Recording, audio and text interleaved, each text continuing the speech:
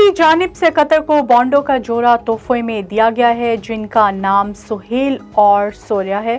बांडे के इस जोड़े को लग्जरी एयर कंडीशन हिस्से में रखा गया है। कतर के दारुल हुकूमत दोहा से तकरीबन 50 किलोमीटर के फासले पर वाक़े अलखूर पार्क में बॉन्डों को आर्जी तौर पर रखा गया है, जिनमें नर पांडे की उम्र 4 साल और वज़न 130 किलोग्राम है, जबकि मादा पांडे की उम्र 3 साल और वज़न 70 किलोग्राम है।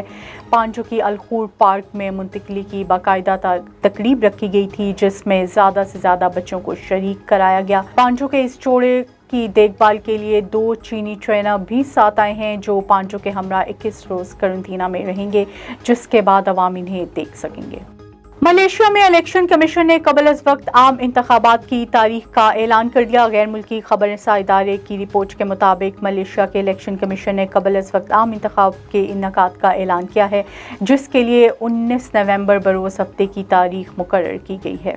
अक़वाम मुत्तहिदा के सेक्रेटरी जनरल एंटोनियो गुतेरेस ने इंसानी हुकूक की खिलाफ वर्जी पर इंडिया के चेहरे से निकाब उतार दिया। UN secretary general Antonio Guterres India में तकरीब से खिताब कर रहे हैं। इनका कहना था कि भारतीय हुकूमत को इंसानी हुकूक की इज्जत और अक़लियतों को तहफ़्फ़ुज़ देना चाहिए।